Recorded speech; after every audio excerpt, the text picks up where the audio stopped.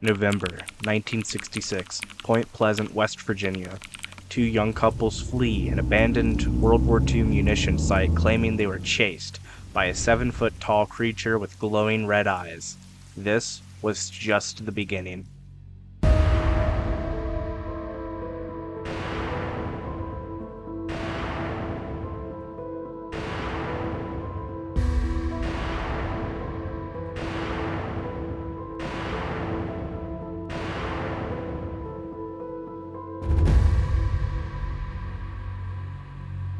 I'm the Cryptic Narwhal, and today we are diving into one of the most chilling legends in American folklore, the Mothman. In this video, I'll walk you through the full story, how it began in 1966, what people saw, the panic that swept through Point Pleasant, and how a terrifying disaster 1 year later changed everything. And by the end, we'll look into some of the biggest theories, from misidentified animals to something far stranger. Without further ado, make sure to like, comment, and subscribe. And now, let's get into it. So yeah, pretty much just like in the cold open, the very first sightings were around November, December 1966, but with the two couples driving past the munitions plant, that was specifically November 15th, 1966.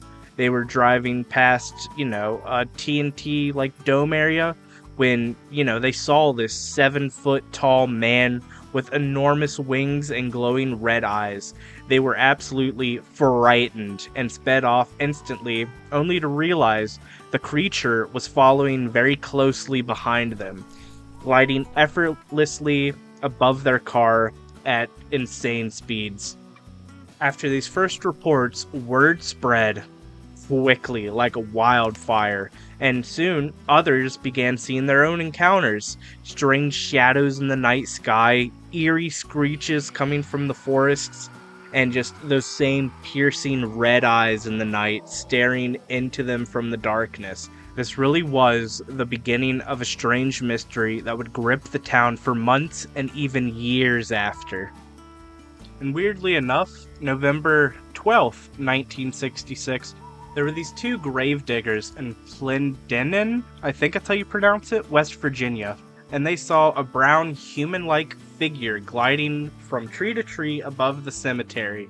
This is often considered the earliest report, however the most notable was the two couples driving past the munitions plant in Point Pleasant. And as I said, these are the earliest sightings of Mothman, but there are hundreds of more stories of Mothman just out there, on the internet or in person.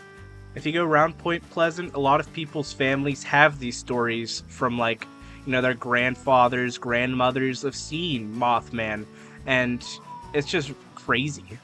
And it's not a Mothman deep dive without going into the tragic incident of the Point Pleasant Silver Bridge collapse, which is what we will be talking about next.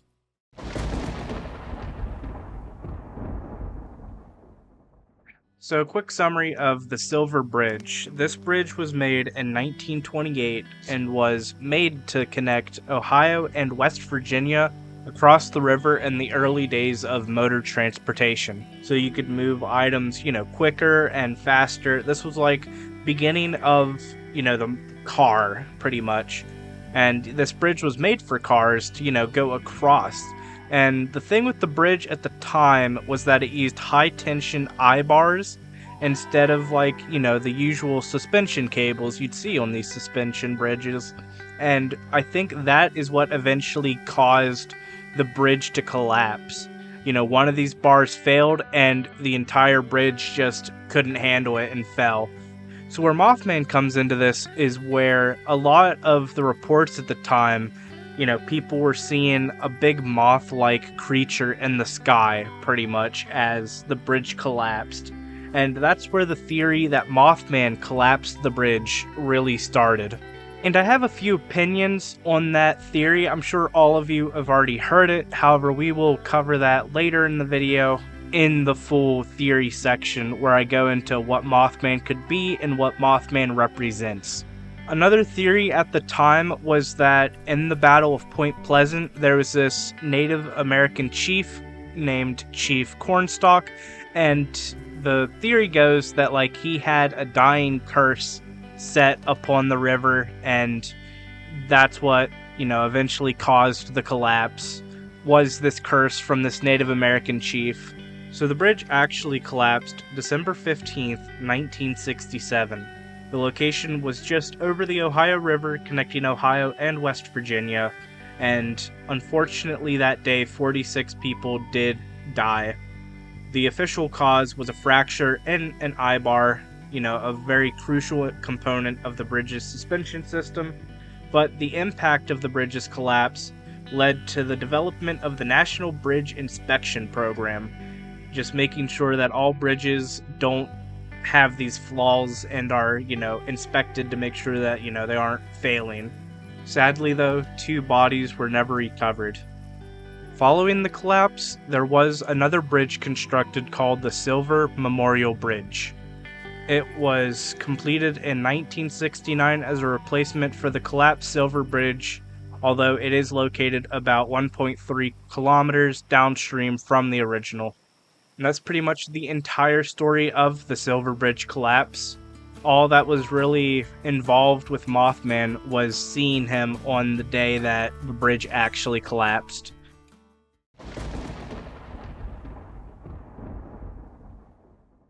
One of the biggest and most realistic theories of what Mothman is would be that Mothman is actually just a massive owl or some kind of crane. I'm thinking a little more to the owl because the owl fits a lot more into the description. And I used this picture earlier in the intro, however, I don't think this breed of owl is actually in West Virginia. I think it's like a Stangian owl or something. I know I said that wrong, but yeah, I mean, this is the closest thing. Like, this is Mothman. If you saw this pitch black at night, you only saw the silhouette of it in the red eyes, you'd be like, that is a Mothman right there. However, I don't think the eyes are actually red. I think it's something with the camera that caused them to be red, or they just painted them red. I don't know. All I know is that their eyes aren't that red, but that is one of the greatest theories, that it's just some kind of owl, just a massive owl that people kept seeing, and yeah, that's just one of the more realistic theories. Like, if you're a non-believer, you'd be like, yeah, man, that's an owl right there, man. And now the crazier theories is that Mothman is an interdimensional being, or an omen of disaster. Some people don't think Mothman caused the bridge to collapse. It was more of like, he just appeared there before a great tragedy, as like a warning from the gods or something. I don't know if that'd be exactly how to explain it. That's how I interpret it, because I'm not the smartest person. But yeah, a lot of people just believe that he's like a supernatural omen that appears before disasters. And then one final theory is that some people have like an alien kind of approach to it. Like during the time, there were lots of reports about lights in the skies, like UFOs just flying high in the sky. And a lot of people believed that, Mothman may have been an extraterrestrial being due to these like strange unidentified flying objects in the sky. But, in the end, we never really know, what Mothman is. Is he real? Is he just an owl? Is he an alien? Or is he a harbinger of doom? We will sadly never know, however.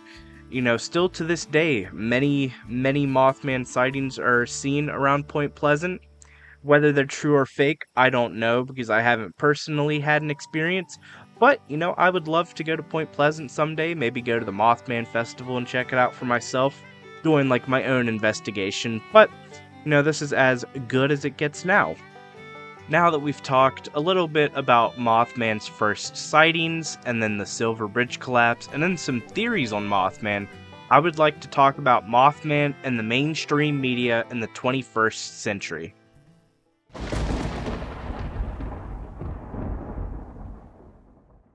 So Mothman in the 21st century is alive and well. There's still reports of seeing Mothman in Point Pleasant to this day, but there's even sightings of like Mothman or a bat-like creature, around Chicago, Lake Michigan, from like 2017 to even just now. Social media has played a huge role in spreading these stories across the entirety of Appalachia. You could go on Facebook and just look up Mothman sighting and see hundreds of posts of just people spotting this very interesting moth-like creature. Also, movies and TV shows feature Mothman a lot these days, like the Mothman Prophecies by Richard Jere.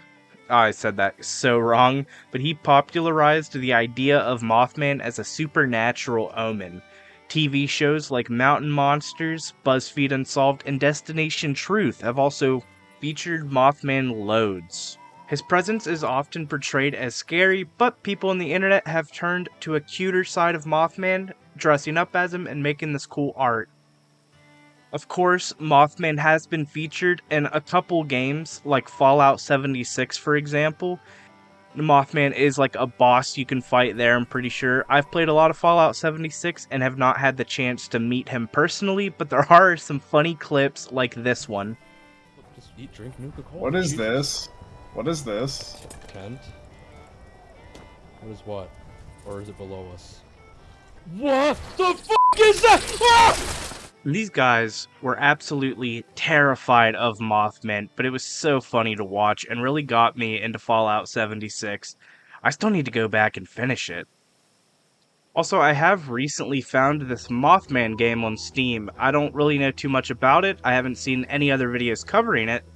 So, if you'd like to see me do cryptid gaming content, you could check out the Gaming Narwhal. I don't know if I'm going to do just cryptid video games on here. I might just do a bunch of games, but I have some cool video games I plan to play and upload on that channel if you're into gaming. If not, you can totally stay here. I will have no hard feelings, but yeah, that channel's just for like my passion of gaming content.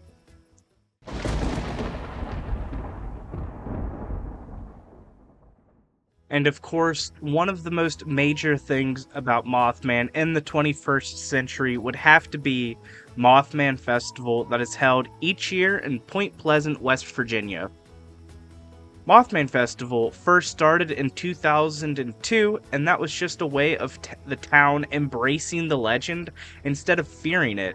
It added loads of tourism to the county and town and helped shape their identity to West Virginia tourism.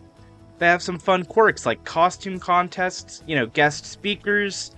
It was a crazy contrast between the spooky origins to now this cryptid that is celebrated each year, and I really hope I make it one of these years to Point Pleasant to check out the Mothman Festival, because these YouTubers going makes it look so fun, and I just want to have fun with everyone.